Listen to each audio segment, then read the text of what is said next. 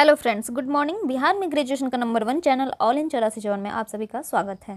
कैसे हैं आप सब? आशा करते हो आप सब ठीक ठाक होंगे और एग्ज़ाम की तैयारी में लगे होंगे। आज हम लेकर आ गए हैं 2022 टू 25 सेशन के लिए मोस्ट इम्पॉर्टेंट क्वेश्चन, जो कि एग्ज़ाम की दृष्टि से काफ़ी ही महत्वपूर्ण है। ये सारे VVI क्वेश्चन हैं, ठीक है। तो आज हम बताएंगे हिंदी ऑनर्स का पेपर 5 का आंसर एंड क्वेश्चन, ठीक है। आप सब यदि हमारे बैच से जुड़ना चाहते हैं तो 249 रुपया पेड करके आप हमारे बैच से जुड़ सकते हैं। आप किसी भी सब्जेक्ट का हो, BA में, ठीक है। आपका हिस्ट्री हो, ज्योग्राफी हो, सोशोलॉजी हो, कोई भी आप सब्जेक्ट के हो, ऑनर्स पेपर आपका कोई भी हो, आप हमारे बैच से जुड़ सकते हैं। मात्र जो 249 में आपको पूरी तैयारी की जाएगी, वीडियो भी दिया जाएगा और PDF भी दिया जाएगा, ठीक है, और क्वेश्चन आंसर साथ में, ठीक है। तो देर ना करते हुए हम बढ़ते हैं वीडियो की तरफ। अगर आप कोर्स लेना चाहते हैं तो नीचे दिए गए नंबर पे आप कांटेक्ट कर सकते हैं, ठीक है, और आपको क्लास आराम से मिल जाएगा, ठीक है। तो बढ़ते हैं अपने आंसर की तरफ, क्वेश्चन की तरफ। चलिए, हमारा क्वेश्चन है, निम्नलिखित प्रश्नों में से 5 प्रश्नों का उत्तर दें। हम जैसे कि जानते हैं कि पूरा पेपर होता है 100 मार्क्स का और 5 क्वेश्चन होता है, जिसमें 20-20 मार्क्स का सब होता है, ठीक है। तो आगे बढ़ते हैं क्वेश्चन की तरफ। निम्नलिखित में से किन्हीं 3 प्रश्नों का उत्तर दीजिए। इसमें देना है आपको 3 प्रश्न का उत्तर। अब इसमें क्या है देखते हैं।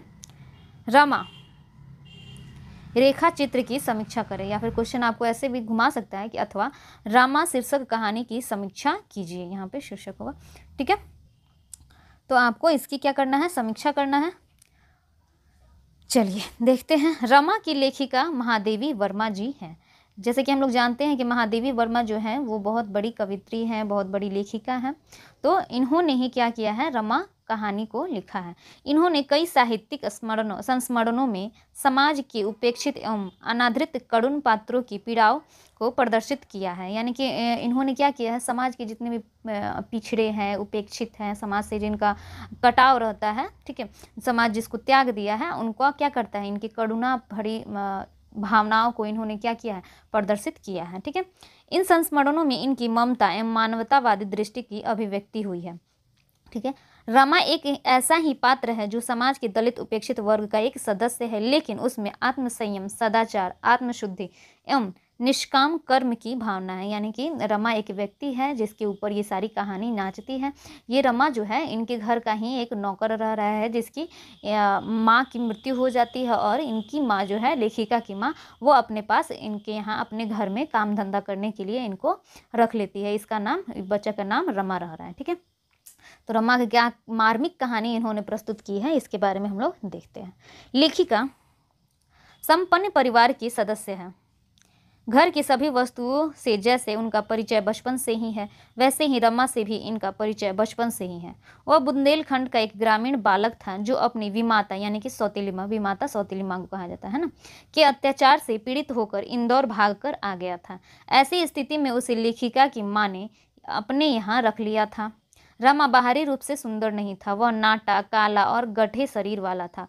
उसे अपनी कुरूपता का भी पता नहीं था। लेखिका की माँ उस अज्ञात कुलशील रमा को अपने पास रख लेती है। यानी कि रमा कोई खास सुंदर नहीं है, क्योंकि वो दलित पिछड़ी वर्ग से था और उसकी विमाता भी थी, तो ज़्यादा शरीर पर ध्यान नहीं दिया। काला नाटा, देख रहे हैं यहाँ पे लिखा हुआ है, काला और नाटा और गड्ढे शरीर वाला था, है ना। तो उसका संपूर्ण विकास अभी नहीं हुआ है, मैंने कुरूप है, अच्छा से नहीं है। एक संपन्न बच्चा जैसे रहता है, संपन्न परिवार का बच्चा रहता है, वैसे वो नहीं है। फिर भी क्या की है, लेखिका की माँ उसे अपने यहाँ काम पर रख लेती है ना। रमा सवेरे ही पूजा घर साफ कर वहाँ के बर्तनों को नींबू से चमका देता था, तब लेखिका को उठाने आता। उसके कठोर हाथ कोमलता से छद्म वेश में रजाई या चादर पर एक छोर से दूसरे छोर तक घूम आता था, और तब किसी को गोद में, किसी को कंधे पड़ता था, किसी को पैदल ही नित्य क्रिया के लिए ले जाता था। यानी कि रमा जो लेखिका हैं, उनके घर में बहुत सारे, लेखिका भी उस वक्त क्या थी, बच्चा थे, ठीक है।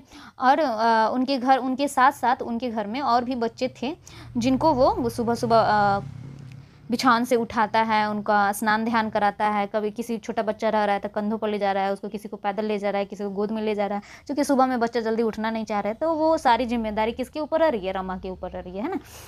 लेखिका एवं अन्य भाई बहनों का सारा दायित्व रमा पर ही था। उन लोगों को जगाना, हाथ मुंह धुलाना, जलपान कराना, स्नान कराना, खाना खिलाना, खेलते समय यथावत यथावश्यकता उन लोगों के लिए हाथी घोड़ा उलन खटोला बनना और कथा सुनाते सतनाते सुला देना रमा का ही दायित्व था। यानी कि रमा को ये सारे काम करना पड़ता था। जलमान कराना, हाथ मुंह धुलाना, स्नान कराना, खाना खिलाना, यानी बच्चों की देखभाल क्या करता था, रमा ही करता था, है ना। लेखिका ने प्रस्तुत शब्द चित्र में रमा के रूप, रंग, आकृति एवं उसके आचरण का ऐसा सफल चित्रण किया है कि पाठकों को उसके प्रति सहानुभूति हो जाती है। यानी कि उन्होंने ऐसा रूप रंग चित्रित किया है कि पाठक को, यानी कि हम लोग भी सुन रहे हैं तो थोड़ा सा दया आ रहा है, हाँ कि बेचारा बहुत अच्छा है, यानी कि रमा होगा, है ना।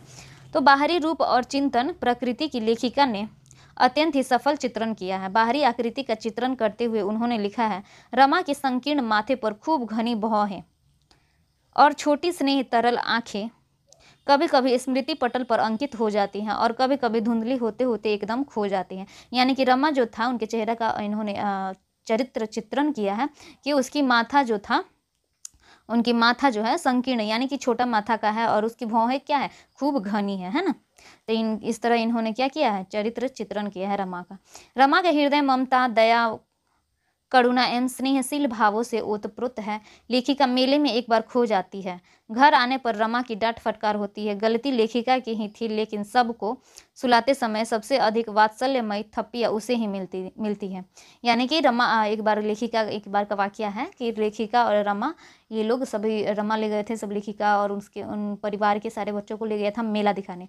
और मेला दिखाने पर क्या हो गया था, लेखिका जो थी खो गई थी, भुला गई थी, कहीं चली गई होंगी। बच्चा मेला में छूट नहीं जाता, तो वैसे ही चली गई होंगी। तो उसकी वजह से क्या हुआ, रमा को काफ़ी डांट फटकार मिला था। फिर भी डांट फटकार इनकी वजह से ये खाया था, क्योंकि लेखिका इधर उधर भाग गई थी। अब बच्चा देखते करते हैं कि हाँ इधर उधर चंचल होता है, भाग जाता है, लेकिन उसको डांट फटकार इसी को मिली थी, रमा को ही, कि क्यों भुलवा दिया, कैसे भुलवा दिया। तो होता है, बच्चा भुला जाता है तो मिलता ही है क्लास होता ही है घर के, जिसके ऊपर जिम्मेदारी रहती है ना। तो उस समय सुलाते समय उसको डांट फटकार मिली, उसके बाद भी क्या हुआ, वो प्यार से इनको थप्पियाँ देकर ही इनको सुलाया, ठीक है, यानी कि बहुत प्यार से उनको सुलाया था, है ना। लेखिका मात्र जिस ऊंचाई तक पहुंचती है उसका कुछ श्रेय रमा को भी है। वह कहती है कि निरक्षर रमा की स्नेह छाया के बिना मैं जीवन की सरलता से परिचित हो सकती थी या नहीं, इसमें संदेह है। यानी कि रमा जो है वो काफ़ी सरल स्वभाव का है और अपनी जो भी कामयाबी है उनका कुछ श्रेय वो रमा को भी देती है, कि अगर रमा नहीं होता तो हम क्या पता कि जीवन की सरलता से मैं परिचित हो भी पाती या नहीं, इसमें शक था, है ना। जब कभी लेखिका की माँ अपनी माँ को देखने जाती तो घर का सारा दायित्व उसी के ऊपर आता। यानी कि जब भी लेखिका की माँ जो थी वो अपनी माँ यानी कि लेखिका की नानी को देखने चली जाती थी तो घर का सारा दायित्व रमा पर ही आ जाता था, है ना। उसके दायित्व की उज्ज्वलता पर प्रकाश डालते हुए लेखक ने कहा है, एक बार जब छोटे भाई को चेचक निकली तो वह उसे लेकर ऊपर की छत में उस तरह रहा कि हमें भाई का स्मरण ही नहीं आया।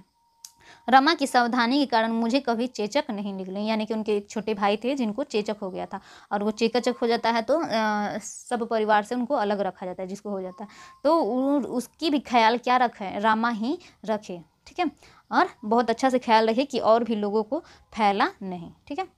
रमा स्मृति चित्र के द्वारा लेखिका ने यह स्पष्ट किया है कि अनपढ़, गंवार एवं निम्न श्रेणी के लोगों में भी मानवीय एहसास अधिक होते हैं। बर्बर तो भौतिकवादी लोग होते हैं जो छल प्रपंच एवं के द्वारा लोगों का शोषण करके भोग विलास में लिप्त रहते हैं।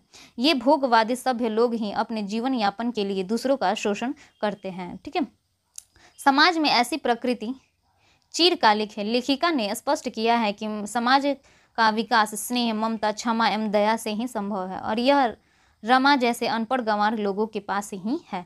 यानी कहने का अर्थ है कि जो अमीर आदमी है, जो भोग विलासी आदमी है, वो क्या करते हैं, दूसरों के कंधों पर लात रख के ऊपर बढ़े होते हैं, दूसरों की उपेक्षा करते हैं, आपकी गरीबी का मजाक उड़ाते हैं, आपके साथ दुर्व्यवहार करते हैं, ना। इसी वजह से उनका भोग विलास पर्याप्त होता है या पूर्ति हो पाती है।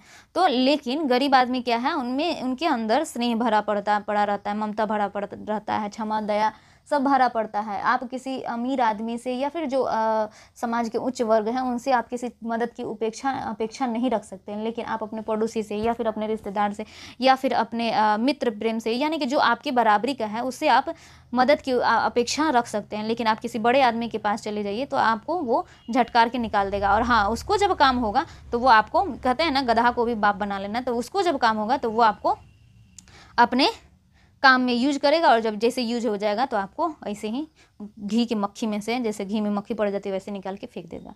तो इसी बात का इन्होंने चरित्र चित्रण किया है। ठीक है। समाज में हमारी पहचान बाहरी रूप से ही की जाती है। धन, वैभव, जाति, पद आदि हमारी पहचान के मापदंड माने जाते हैं, लेकिन मनुष्य की सही पहचान उसकी आत्मा से होनी चाहिए। जैसे कि हम लोग जानते हैं कि समाज में हम पहचान हमारी बाहरी रूप से कि हाँ वो आदमी सुंदर है तो उसका मन भी सुंदर होता है, लेकिन एक बात याद रखिएगा कि जो व्यक्ति सुंदर होगा वो कतई उसका मन सुंदर नहीं होगा, इसकी कोई गारंटी नहीं है।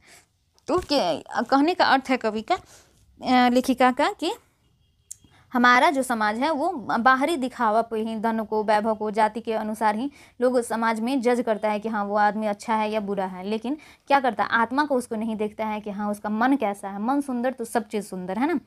तो इन सब चीज़ों पर क्या किया है लेखिका ने, अपना जोर दिया है ना। रमा की आत्मा उदात्त है, वह श्रेष्ठ वरेण्य है। इस निबंध की यह विशेषता है कि रमा भीतरी सौंदर्य और बाहरी असुंदरता का वैषम्य से एक विचित्र प्रभाव पैदा होता है जो पाठकों को अपनी ओर आकर्षित करता है। इस प्रकार क्या कहता है कि निबंध की यह विशेषता है कि रमा का भीतरी सौंदर्य, यानी कि रमा का मन बहुत सुंदर है, लेकिन बाहरी उसका चेहरा सुंदर नहीं है, लेकिन उसका क्या है, मन सुंदर है। तो ये क्या है, इसकी बाहरी और आंतरिक मन की सुंदरता क्या है, प्रभाव पाठकों पर डालती है और अपनी ओर आकर्षित करती है। तो इसी तरह हमारा वीडियो और साथ साथ में ये क्वेश्चन का आंसर होता है समाप्त। मिलते हैं अगले वीडियो में। ठीक है, तब तक आप देखते रहिए ऑल इन 8454। और आपका कोई भी बच्चा, अगर और भी बच्चे हों जो आपके साथी संगाती हों, तो उन्हें भी कहिए कि प्लीज़ प्लीज़ प्लीज़ क्लास से जुड़े। ठीक है, हमारा क्लास ले, बैच ले, क्योंकि एग्ज़ाम में अब टाइम बिल्कुल नहीं है। आप सोचिए ना, आप ही सोचिए कि अगर एक क्वेश्चन रोज़ याद करते हैं तो कम से कम 10-10 क्वेश्चन पर सब्जेक्ट में आप याद कीजिएगा, तो 5 गो है 50 दिन, 10 पछे 50 दिन आपको लग जाएगा। और फिर साथ में जीएस भी है ना। तो ये सब चीज़ें बहुत मैटर करते हैं, है ना। तो आप अभी से तैयारी लग जाइए, क्योंकि हम लोग जानते हैं कि ऐसे ही मेहनत बेकार नहीं जाती और कोशिश करने वालों की हार नहीं होती। ठीक है, तो मिलते हैं अगले वीडियो में, तब तक देखते रहिए ऑल इन 8454। जय हिंद।